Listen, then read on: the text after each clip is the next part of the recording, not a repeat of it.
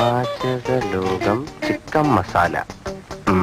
Akashvani മദ്രാശി. കലാരംഗം.